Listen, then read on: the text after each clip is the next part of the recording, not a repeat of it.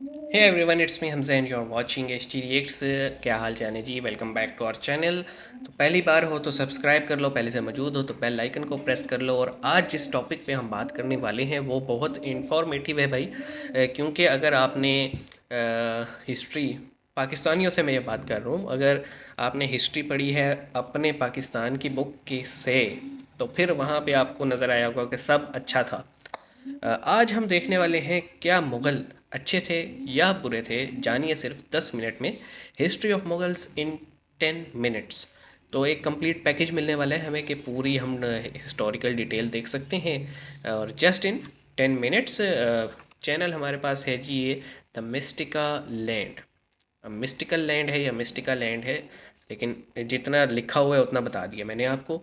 तो स्टार्ट करते हैं भाई। सब्सक्राइब कर लो, सीट बेल्ट बांध लो, नॉलेज मिलेगी काफ़ी, उम्मीद यही करते हैं। तो शुरू करते हैं, 3 2 1 एंड गो। दोस्तों, जब मुगल भारत में आए थे तब किसी ने ये नहीं सोचा था कि वो 300 वर्षों तक राज करेंगे। उससे पहले अच्छा, मुगल भारत पर 300 साल बाहर थे। से आए कई लुटेरों ने हमला किया था और भारत के ओके। वीर योद्धाओं ने उन्हें हराया भी था।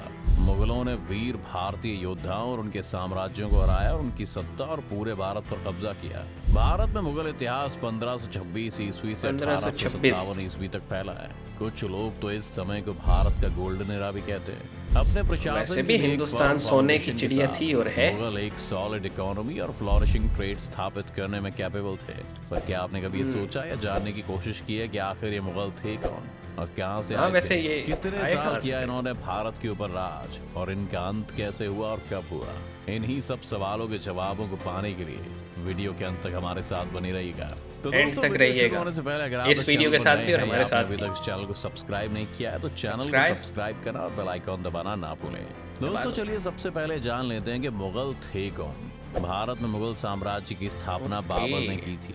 मुगल बाबर साम्राज्य ने की की थी। स्थापना बाबर, जिसका शासनकाल 1526 से लेकर सिर्फ 1530 तक 4 साल। था, जो एक सेंट्रल एशियन शासक था जो अपने पिता की ओर से टर्को मंगोल विजेता तैमूर और अपने माता की ओर से चंगेज खान के वंशज थे। सेंट्रल एशिया में अपने एंसेस्ट्रल ये डोमेन से चंगेज खान की बेदखल नस्ल में से थे। बाबर ने अपने एम्बिशंस को पूरा करने के लिए भारत का रुख किया। उसने खुद को काबुल में स्थापित किया और फिर अफगानिस्तान से खैबर के माध्यम काबुल से से भारत में खैबर अपनी पास सीमाओं से। को तेजी से साउथ वार्ड की तरफ धकेला। पानीपत की पहली लड़ाई में बाबर की सेना ने इब्राहिम लोदी को हराया। हालांकि इस समय तक लोदी का इब्राहिम लोदी यानी साम्राज्य पहले ही ऑलरेडी यहाँ चरमरा पे रहा था और ये वास्तव में राजपूत प्रेजेंस थी। कन्फेडरेसी था जो मेवाड़ के राणा सांगा के सक्षम शासन के तहत नॉर्दर्न इंडिया की सबसे मजबूत शक्ति थी। बयाना के युद्ध में उन्होंने बाबर को हराया था। आगरा के पास लड़े गए एक डिसिसिव बैटल में बाबर की तैमूर सेना ने सांगा की राजपूत सेना को हरा दिया। ये लड़ाई भारतीय इतिहास की अच्छा। सबसे निर्णायक और ऐतिहासिक लड़ाइयों में से एक थी, क्योंकि इसने अगली 2 शताब्दियों के लिए नॉर्दर्न इंडिया के भाग्य को सील कर दिया था। 6 मई 1529 को बाबर ने पटना के पास गोगरा के तट पर बिहार और बंगाल के संबद्ध अफगानों से मुलाकात की और फिर युद्ध में उन्हें हरा दिया। इस लड़ाई के साथ बाबर ने उत्तरी भारत के एक बड़े हिस्से पर कब्जा कर लिया। 26 दिसंबर 1530 को आगरा में 40 वर्ष की आयु में बाबर की मृत्यु हो गई। चलिए दोस्तों, अब आगे बढ़ते हैं मुगल साम्राज्य के ओके, दूसरे शासक हुमायूं 40 की ओर। साल में बाबर के गया। बेटे हुमायूं को साम्राज्य के फैक्ट के बजाय होप्स विरासत में मिली, क्योंकि 1526 में पानीपत, 1527 में खानुआ और 1529 में घाघरा में मुगल जीत से अफगानों और राजपूतों को केवल रिस्ट्रेन किया गया, लेकिन मुगल वर्चस्व के साथ एडजस्टमेंट स्थापित नहीं किया गया था। गुजरात के बहादुर शाह, अफगान और मुगल प्रवासियों द्वारा प्रोत्साहित, ने राजस्थान में मुगलों को चुनौती दी और हालांकि हुमायूं ने 1535 में गुजरात पर कब्जा कर लिया था, लेकिन 1537 में बहादुर की मृत्यु के साथ ही वहां का खतरा समाप्त हो गया। इस बीच भाग्य का एक अफगान सैनिक शेर शाह सूरी ने बिहार और बंगाल में अपनी शक्ति को मजबूत कर लिया था। उसने हुमायूं को चौसा में 1539 में और कन्नौज में 1540 में हराकर उसे भारत से निकाल दिया। 1544 में ईरान पहुंचकर हुमायूं ने 1545 में कंधार पर विजय प्राप्त की। हुमायूं ने फरवरी 1555 में लाहौर पर कब्जा कर लिया और सरहिंद में पंजाब के विद्रोही अफगान गवर्नर सिकंदर सीर को हराने के बाद उसने जुलाई में दिल्ली और आगरा को दोबारा जीत लिया। हुमायूं अपनी लाइब्रेरी की सीढ़ी से मतलब गिरकर गंभीर रूप से घायल रिट्रीट हो किया गया था इसने। दिल्ली में उनका मकबरा उनकी मृत्यु के कई वर्षों बाद बनाया गया। आइए बात करते हैं मुगल साम्राज्य के तीसरे शासक अकबर के बारे में। हुमायूं की मृत्यु के कुछ महीनों के भीतर उसके गवर्नर्स ने कई महत्वपूर्ण शहरों और क्षेत्रों को खो दिया, जिसमें दिल्ली भी शामिल था। हेमू एक हिंदू मंत्री जिसने अपने लिए सिंहासन का दावा किया था। हुमायूं के पुत्र अकबर ने रीजेंट बेरम खान की मदद के साथ पानीपत की दूसरी लड़ाई यानी कि 1556 में हेमू को हराया और फिर दिल्ली के लिए मार्ग की कमान संभाली। हालांकि अकबर को एक बेहद छोटा किंगडम विरासत में मिला, लेकिन वो एक एक्सट्रीमली कैपेबल रूलर साबित हुआ। साम्राज्य को चलाने के लिए उसने जो पॉलिटिकल और एडमिनिस्ट्रेटिव मिलिट्री स्ट्रक्चर बनाया, वे 1 और 1.5 सदी तक मुगल के कंटिन्यूड सर्वाइवल के पीछे के मुख्य कारणों में से एक था। अकबर की सरकार के नोटेबल फीचर्स में से एक हिंदू और विशेष रूप से राजपूत की भागीदारी थी। अकबर अपने प्रशासन में सभी लेवल्स पर ये तो हमने फिल्म में भी देखा था। करने में किसी भी पिछले मुस्लिम शासक के कंपैरिजन में कहीं अधिक सफल रहा, जिन्होंने अकबर की सुप्रीमेसी को स्वीकार करने से इनकार कर दिया। मेवाड़ की लंबी लड़ाई के बाद अकबर ने 1568 में चित्तौड़, आज का चित्तौड़गढ़ के ऐतिहासिक किले पर कब्जा कर लिया और इसके निवासियों का कत्लेआम किया। इस बीच अकबर को अपने अब मुख्य रूप से गैर मुस्लिम विषयों से एक्टिव सपोर्ट प्राप्त करते हुए एक मुस्लिम शासक के रूप में अपनी स्थिति बनाए रखने के लिए एक तरीके की आवश्यकता थी। जजिया टैक्स को रद्द करने के अलावा उन्होंने युद्ध के कैदियों को जबरन इस्लाम में परिवर्तित करने की प्रथा को समाप्त कर दिया। अपनी नॉन सेक्रेटरेरियन पॉलिसीज को लीगल बनाने के लिए उन्होंने 1579 में एक सार्वजनिक फरमान जारी किया, जिसमें मुस्लिम धार्मिक मामलों में खुद को सुप्रीम आर्बिटर होने का अधिकार घोषित किया गया। उन्होंने तब तक धार्मिक ग्रांट्स के एडमिनिस्ट्रेशन में सुधार के लिए कई बड़े कदम उठाए थे, जो अब हिंदू पंडितों, जैन और ईसाई मिशनरियों और पारसी पुजारियों सहित सभी धर्मों के विद्वान और लोगों के लिए उपलब्ध थे। सम्राट ने दीन इलाही नाम का एक नया आदेश बनाया, जो मुस्लिम सूफी भाईचारे पर आधारित था, लेकिन राज्य की सेवा में अलग अलग समूहों को एकजुट बनाने के मोटिव से तैयार किया गया था। अकबर की सरकार की दूसरी नोटेबल फीचर्स में मिलिट्री और सिविल एडमिनिस्ट्रेशन दोनों को वेल एडमिनिस्ट्रेटेड करना शामिल था। ऐसा लगता है उन्होंने किसानों को अत्यधिक मांगों से और राज्य को धन की हानि से बचाने के प्रयास में अधिक एफिशिएंट रेवेन्यू असेसमेंट और कलेक्शन की स्थापना की है। अपने शासनकाल के अंत में अकबर ने विजय के एक नए दौर की शुरुआत की।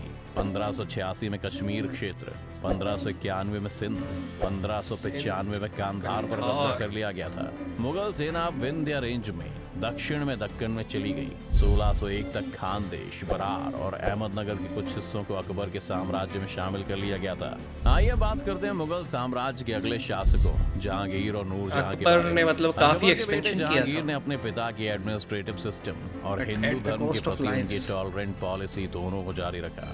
अपने आप में उनकी सबसे महत्वपूर्ण उपलब्धि मेवाड़ के साथ कॉन्फ्लिक्ट की समाप्ति थी, एक राजपूत रियासत जो अकबर की सबऑर्डिनेशन से बच गई थी। इसके राणा ने जहांगीर को सजेरियन के रूप में स्वीकार किया, लेकिन अन्य प्रिंसिपैलिटीज के कंपैरिजन में अधिक इंडिपेंडेंस बनाए रखी। 1611 में उन्होंने मेहर अल निसा से शादी की, जिसके बाद में उन्हें नूरजहां का नाम से जाना गया। उनके तीसरे बेटे राजकुमार खुर्रम ने अगले वर्ष अपनी भतीजी अर्जुमंद बानो बेगम से शादी की। जब जहांगीर ने 1613 में दक्षिण में कैंपेन्स को आगे बढ़ाने के लिए कई वर्षों के लिए आगरा छोड़ दिया, तो नूरजहां अपने पिता इस्तिमाद अल दावला के साथ उसके भाई सैफ खान और उसकी भतीजी के पति राजकुमार खुर्रम शाही दरबार में डिसीजन नहीं तो बहुत प्रभावशाली हो गए। जहांगीर के लौटने के बाद उनकी तबीयत बिगड़ गई। नूरजहां ने शासक के कई कर्तव्यों को संभाला और यहाँ तक कि उनके नाम पर फरमान भी जारी किए। जहांगीर की मृत्यु के बाद नूरजहां को अपनी बची हुई जिंदगी के लिए जेल में रखा गया था। तो चलिए दोस्तों, आगे बढ़ते हुए बात करते हैं शाहजहां के बारे में। राजकुमार खुर्रम थ्रोन प्राप्त करने में सफल रहे और उनका शाही नाम शाहजहां पड़ा। शाहजहां ने 1628 से 58 तक शासन किया। उनका शासन डेक्कन स्टेट्स के खिलाफ सफलताओं के लिए उल्लेखनीय था। 1636 तक अहमदनगर पर कब्जा कर लिया गया था। लड़ते ही रहते थे। विजयपुरा को ट्रिब्यूटरीज बनाने के लिए मजबूर किया गया था। 1638 में कंधार के फारसी गवर्नर अली मर्दन खान ने उस किले को मुगलों को सौंप दिया। 1646 में मुगल सेना ने बदख्शन और बल्ख पर कब्जा कर लिया, लेकिन 1647 में बल्ख को छोड़ दिया गया। 1649, 1652 और 1653 में से फिर से जीतने के प्रयास में विफल रहे। 1649 में फारसियों ने कंधार पर विजय प्राप्त की। शाहजहां ने 1648 में अपनी राजधानी को आगरा से दिल्ली ट्रांसफर कर दिया, जिसके बाद शाहजहानाबाद का एक नया शहर बना। अपनी पहली राजधानी आगरा में उन्होंने 2 महान मस्जिदों, मोती मस्जिद और आगरा की मोती जामी मस्जिद, मस्जिद का निर्माण किया। जामी आगरा में मस्जिद। बना ताजमहल उनके शासनकाल का एक मास्टरपीस है और उनकी पत्नी मुमताज महल की याद में बनवाया गया था। लेकिन बल्ख और बदख्शां के खिलाफ उनके अभियान और कंधार को पुनर्प्राप्त करने के उनके प्रयासों ने साम्राज्य को दिवालिया होने की कगार पर ला दिया। आइए अब जानते हैं मुगल साम्राज्य के शासक औरंगजेब के बारे में। सितंबर 1657 में जब शाहजहां बीमार पड़ गया तो उसके पुत्र दारा, शुजा, औरंगजेब और मुराद ने सिंहासन की मांग की। उत्तराधिकार के एक लंबे युद्ध ने औरंगजेब को एकमात्र विजेता बना दिया। अपने लंबे शासनकाल के पहले दशकों में औरंगजेब ने अपने प्रीडिसेसर्स की विजय के लिए नुस्खा जारी रखा, अपने दुश्मनों को हराना, उन्हें समेटना, उन्हें शाही सेवा में रखना। इस प्रकार 1666 में अपनी हार के बाद मराठा प्रमुख शिवाजी को गुलाम बनाने के लिए मजबूर किया गया था। बाद में उसी वर्ष हालांकि वो मुगल दरबार से बच गए और मुगल साम्राज्य को नए सिरे से चुनौती थी। इस पहले से ही विकट चुनौती के अलावा मुगलों को कई बार विद्रोह का सामना करना पड़ा और औरंगजेब का रवैया और नीति सख्त होने लगी। उन्होंने हिंदुओं को पब्लिक ऑफिस से बाहर कर दिया और उनके स्कूलों और मंदिरों को नष्ट कर दिया। औरंगजेब द्वारा लगाए गए भारी करों ने लगातार खेती की आबादी को कमजोर कर दिया। मतलब 1707 में जिस औरंगजेब एम्पायर दक्कन के को मराठों अकबर पर ने चलने खड़ा में किया, सफल हुआ। औरंगजेब ने वही तबाह और कर अब दिया। अंतिम मुगल बादशाह बहादुर शाह II को 1857-58 के भारतीय विद्रोह में शामिल होने के बाद अंग्रेजों द्वारा रंगून बर्मा में रवाना कर दिया गया। तो दोस्तों, इस तरह अंत हुआ एक विशाल मुगल साम्राज्य का। तो दोस्तों, आज की वीडियो में इतना ही। हम उम्मीद करते हैं आज की इस वीडियो से आपको काफी कुछ सीखने को मिला होगा। अगर आपको वीडियो पसंद आया तो वीडियो को लाइक करें और अगर आप इस चैनल पर नए हैं तो जाने से पहले चैनल को सब्सक्राइब करना भी ना भूलें।